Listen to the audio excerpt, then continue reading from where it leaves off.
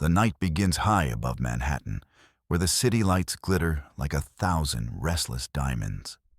At the 60th floor of a glass tower overlooking Central Park lies the Garrison Room, a sanctuary for the wealthy, the powerful, and the untouchable.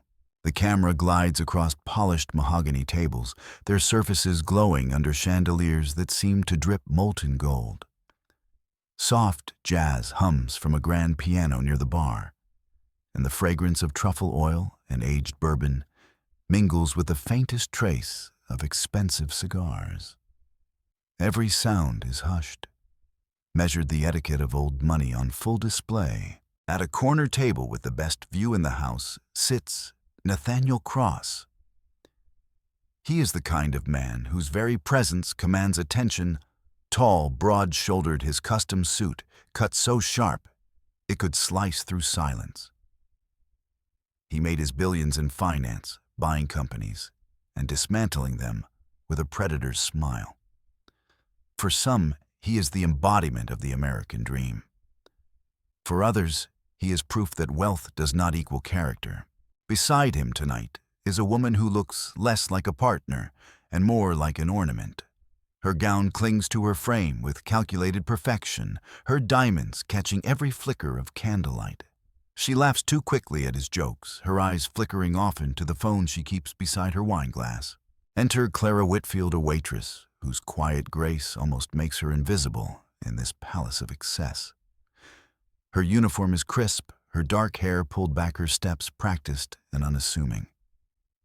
To the patrons, she is just another server. But to Nathaniel Cross, she is something more, a target for his amusement. As Clara sets down a tray, Cross leans toward his date, his voice dropping to a conspiratorial whisper. In clumsy, broken French, he mocks the young woman standing before him. Regarde la pauvre petite. She probably lives in some shoebox apartment, surviving on scraps from the kitchen. He smirks, confident that his insult has landed safely in the private sphere of another language. His companion giggles behind manicured fingers, feeding his arrogance.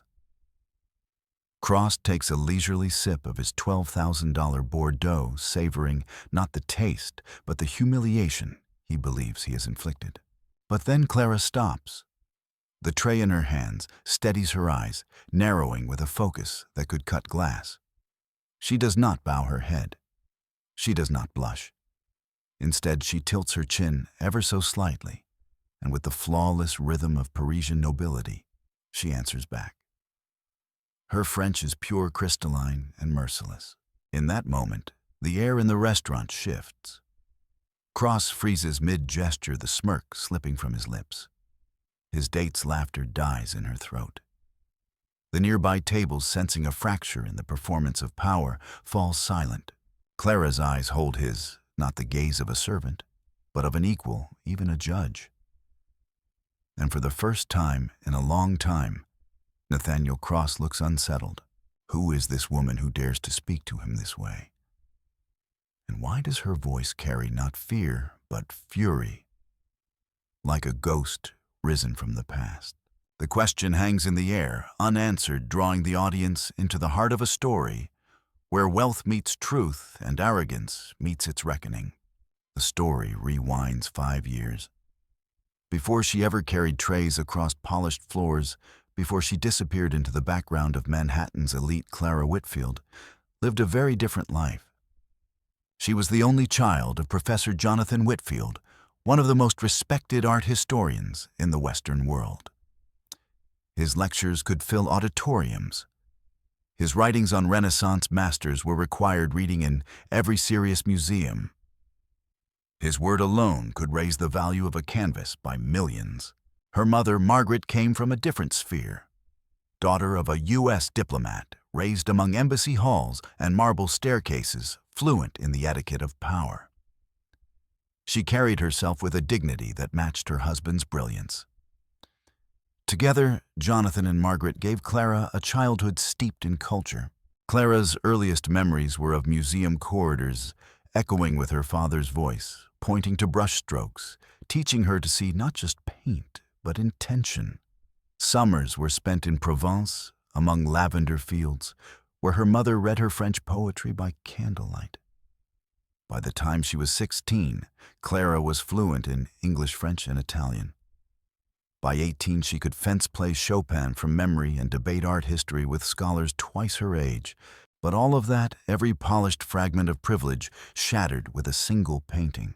It was called The Alchemist's Daughter.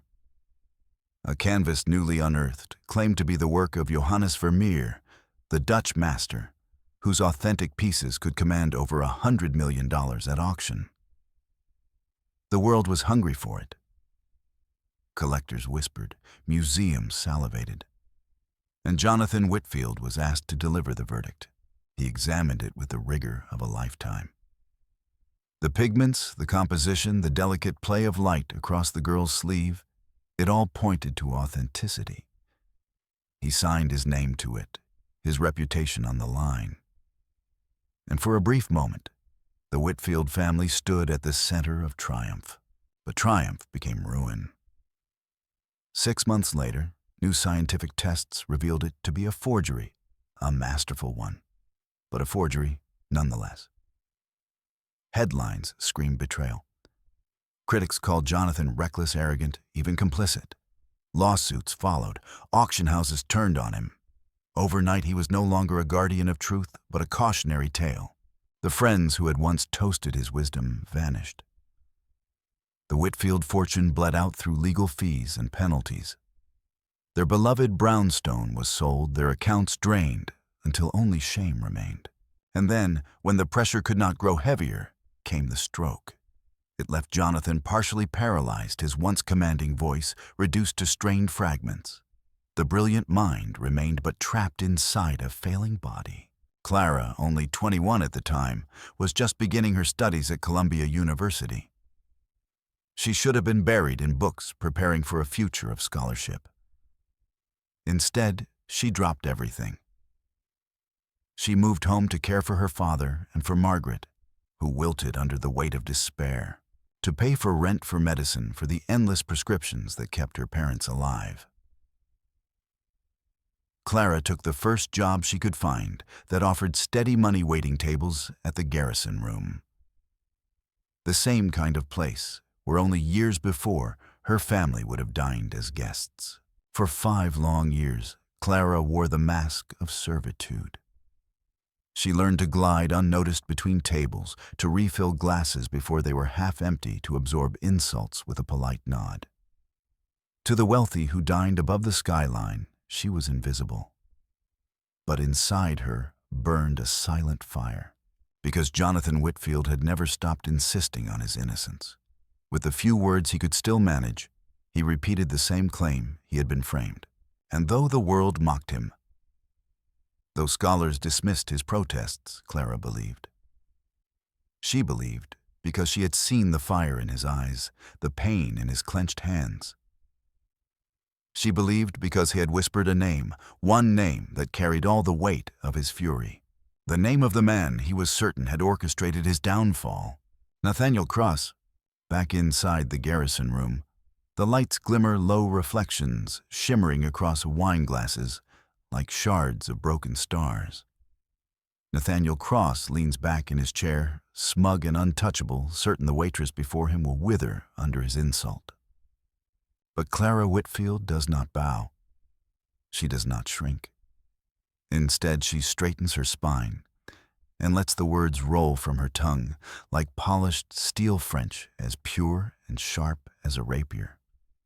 Her tone is calm, but her eyes flash with fire. The effect is immediate. Cross falters.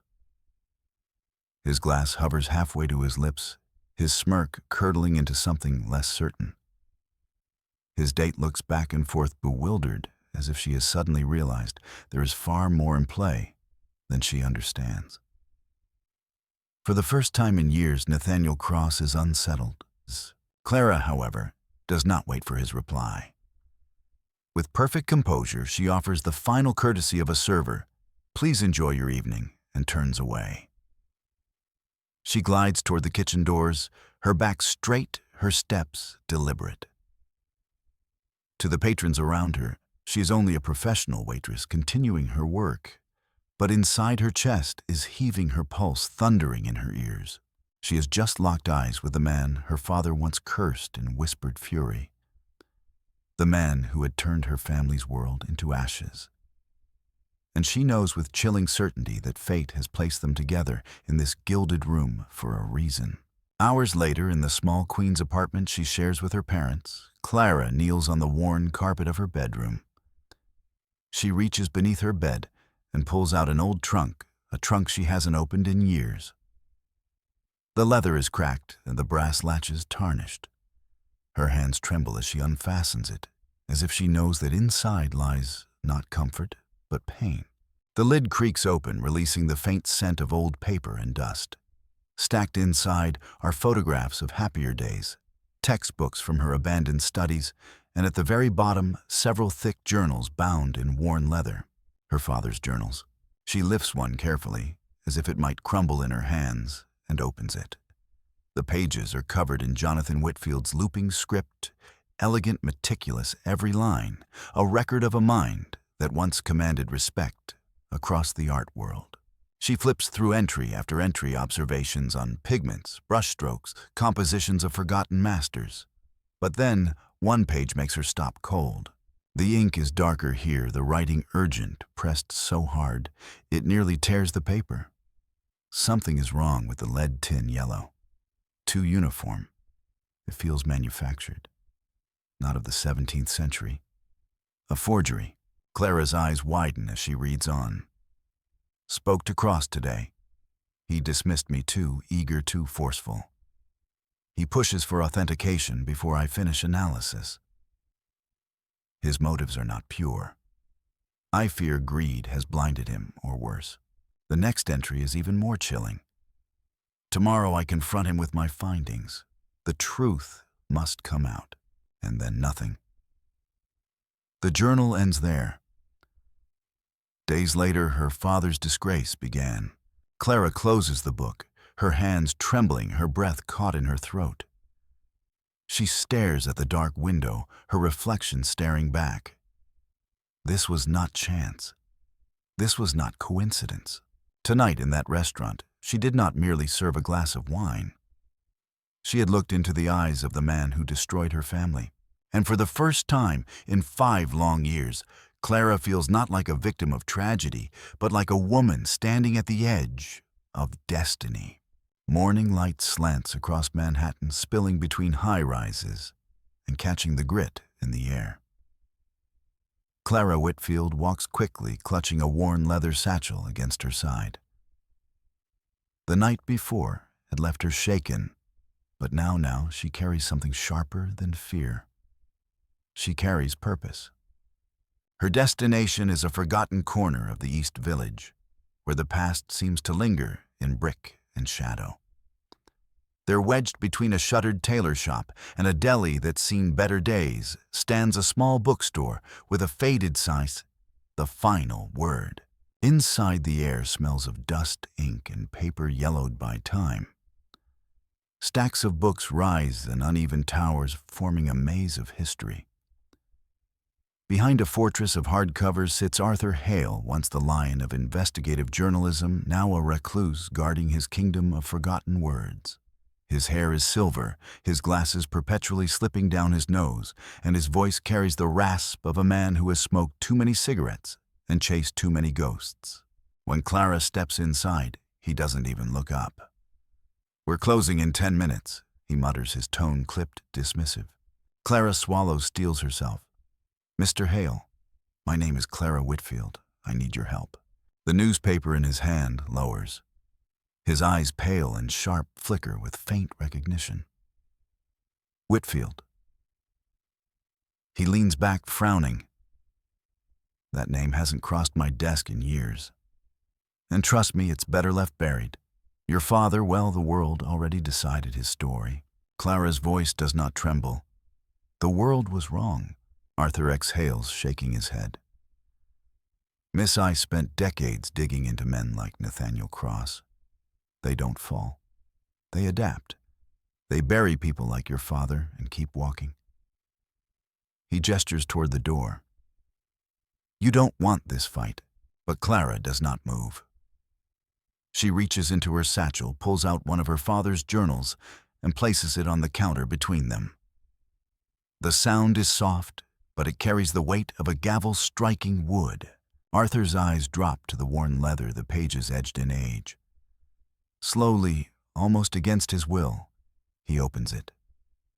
His finger traces Jonathan Whitfield's looping script, and something changes in his expression. His skepticism hardens into concentration.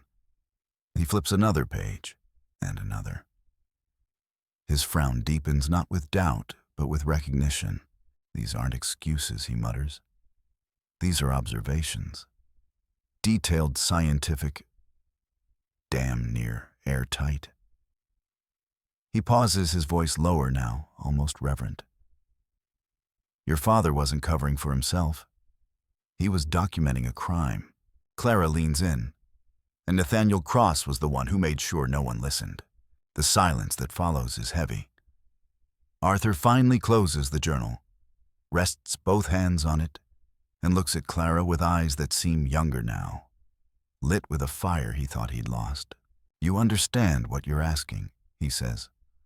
Cross is dangerous. He has the money, the reach, the lawyers. He doesn't play fair. Clara meets his gaze without flinching. Neither do I. Not anymore. Arthur studies her for a long moment, then lets out a low chuckle that carries no humor, only respect. You've got steel in you, girl. Fine. If you want to go after Cross, we'll need proof stronger than memory or theory. Something forensic. Something he can't deny. He pulls a notepad closer, scribbles a name across the top. You're going to become Anna Williams, freelance art photographer. Cross just hired a curator to catalog his private collection. I'll make sure your name appears on the short list. Once you're inside, you'll document the alchemist's daughter. Infrared multispectral, the works. If your father was right, the forger's fingerprint will still be hiding in the paint. Clara exhales, the enormity of the plan sinking in.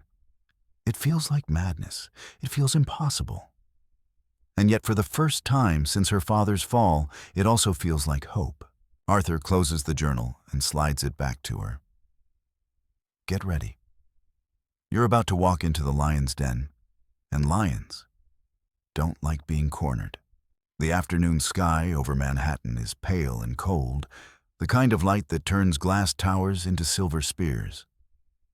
Clara Whitfield, now hidden behind the name Anna Williams, arrives at one of those towers. Nathaniel Cross's penthouse sits near the very top, a fortress of wealth perched above the city like a throne. The lobby alone feels like another world. Marble floors shine like mirrors, security guards watch with eagle eyes, and a concierge greets her with the cool precision of someone trained to recognize status on sight. Clara presents her forged credentials, her heart hammering even as her hands remain steady. Within minutes, she is escorted to a private elevator. The doors close. The ascent begins. The ride feels endless. With every floor that ticks upward, she feels herself moving deeper into enemy territory. By the time the elevator opens, her mouth is dry, her breath tight in her chest.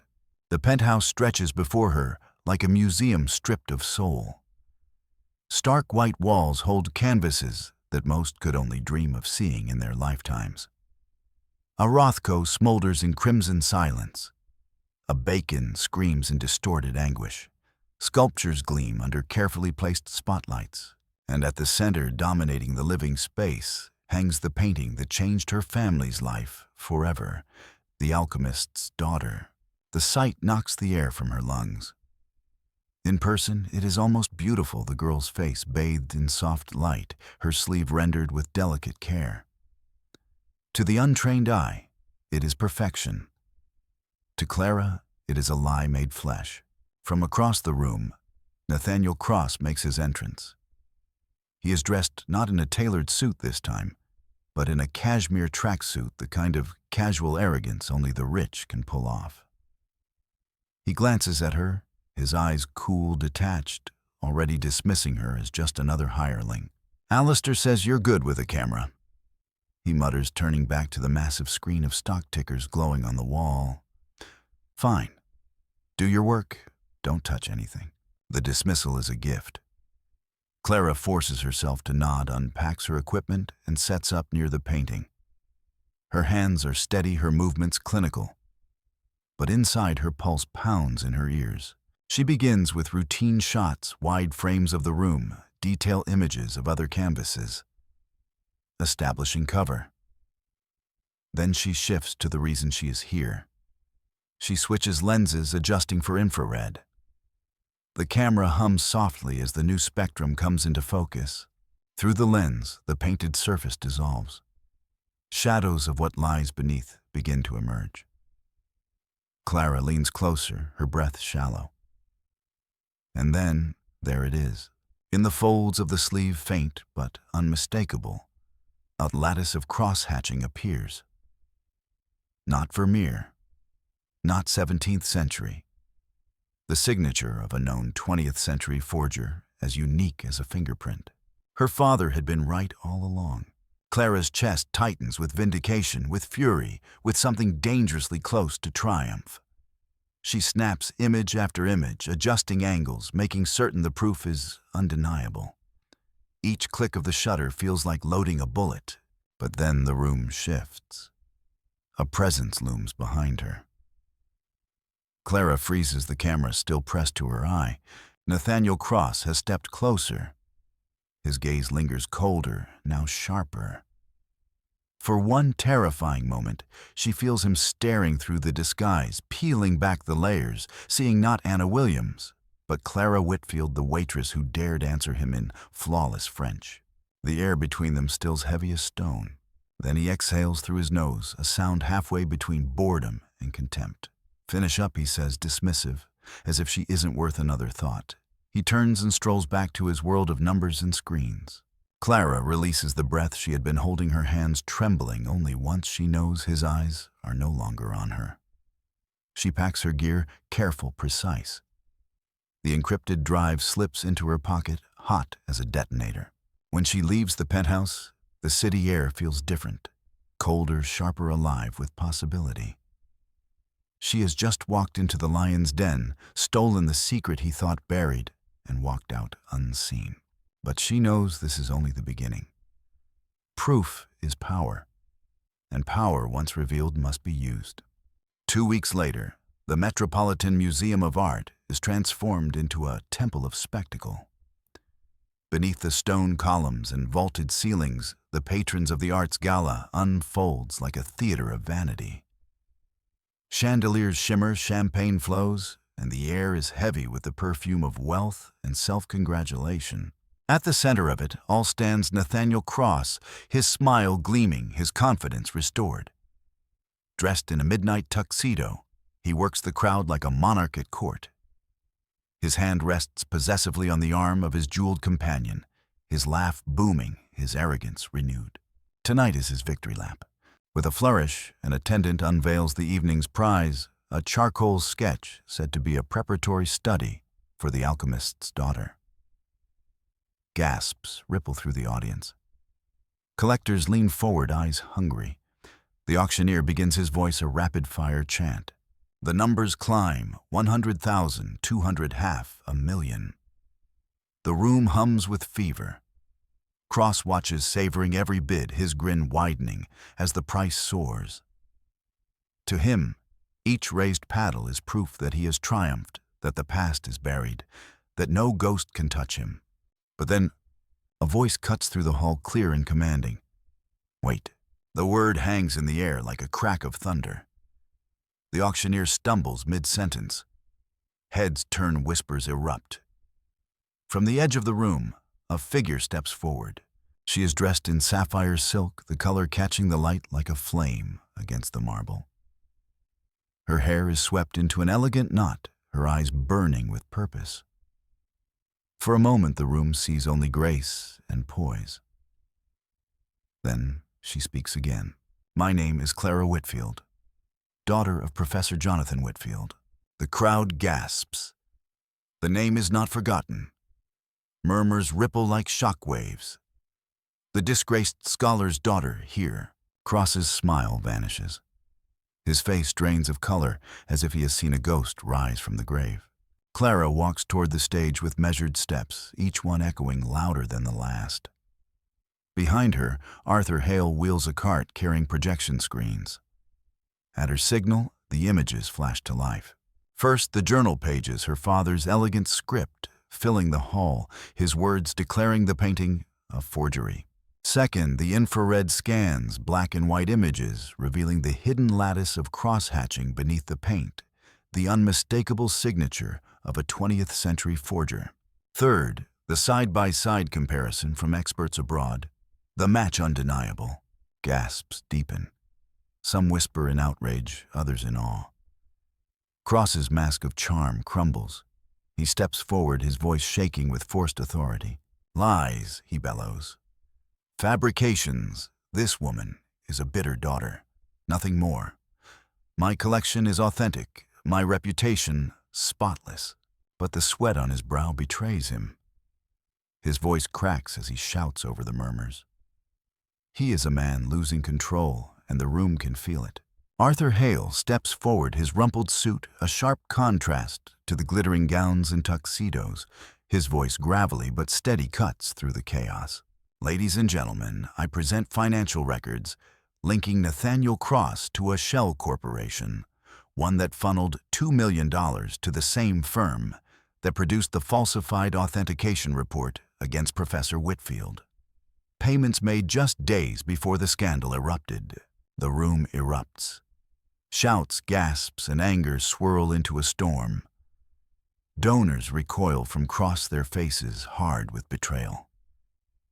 The auctioneer lowers his gavel, silent. Security hesitates, caught between duty to the host and the tidal wave of evidence now consuming him. Cross lashes out, his voice breaking. This is slander. You'll all regret this. Do you know who I am? But even as he shouts, the great doors at the back of the hall open. 4 figures enter, 2 uniformed officers, 2 detectives in dark suits. They move with calm certainty, the inevitability of justice in motion. Their eyes lock on Cross. The crowd falls into hushed silence, parting like water as the officers stride forward. Cross stumbles back, his bluster collapsing into panic. Sweat streaks his temple. His once proud frame seems smaller, diminished beneath the weight of truth. Clara does not move.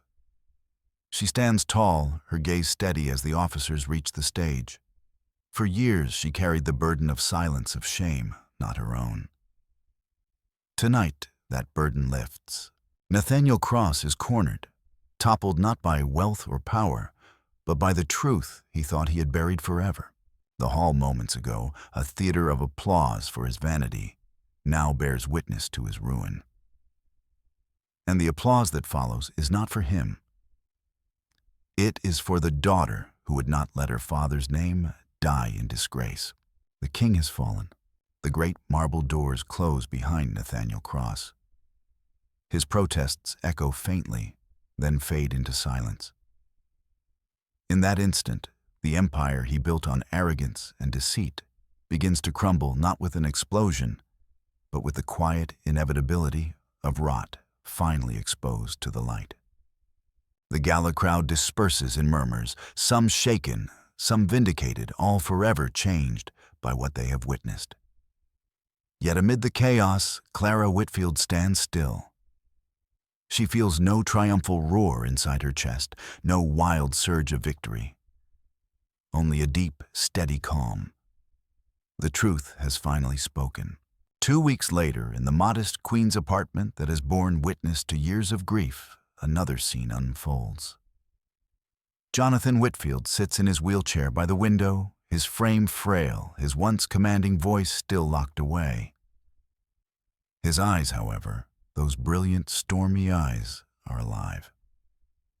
Clara kneels beside him, placing her hand gently over his. She tells him everything. How the auction halted at her word, how the evidence lit up the screens, how the mighty Nathaniel Cross faltered under the weight of truth. As her story unfolds, a single tear slips down Jonathan's weathered cheek. His hand squeezes hers, weak but fierce, the only way left for him to say, "You did it. You brought us home." For the first time in 5 long years, the Whitfield name is no longer a scar. It is a banner of integrity restored to the honor it once carried. Clara does not return to the garrison room. The waitress uniform, pressed and starched, is folded and placed in the trunk beside her father's journals. That chapter is closed. In its place, something new begins. With the settlement money and with donations from patrons who now understand the value of honesty in art, Clara establishes the Whitfield Foundation for Artistic Integrity. Its mission is simple: to expose art fraud, to defend scholars against manipulation, and to support young artists whose voices deserve to be heard. Each initiative is in its way an answer to the cruelty she endured. For every forgery unmasked, she reclaims a fragment of her father's stolen legacy. For every student funded, she gives back the chance she herself lost. The work is hard. It is slow. But Clara knows better than anyone that patience is a weapon. And this time, she has a target worth fighting for. As the narrator's voice softens, the story pulls back from Clara's determined face to the skyline of New York, glowing at dusk. The city looks unchanged. Taxis still honk, lights still glitter, lives still rush by. And yet, in one apartment window, a light burns that will not go out. The lesson lingers, not shouted, but whispered with the weight of lived truth. Wealth can buy paintings. It can buy mansions. It can even buy silence for a time. But it cannot buy character. It cannot erase integrity. And in the end, truth, patient, relentless, and incorruptible, will always find its way to the surface. The story does not end in triumphal music, but in quiet resonance, a reminder that justice is not always loud. Sometimes it arrives in silence, in the steady hand of a daughter lifting her family's name back into the light. And now, as the final image fades, the daughter standing beside her father, both framed in the warm glow of a lamp, the narrator offers a gentle invitation. Not as a demand, but as a shared reflection. If you felt Clara's fight for justice stirs something in your heart, share her story. Let others know that truth matters, no matter how long it takes. Tell us in the comments which moment spoke to you most. And if you wish to hear more tales where courage outshines arrogance, subscribe and walk with us again. Stories like this remind us who we are and who we still can be. The screen darkens. The echo of Clara's victory remains.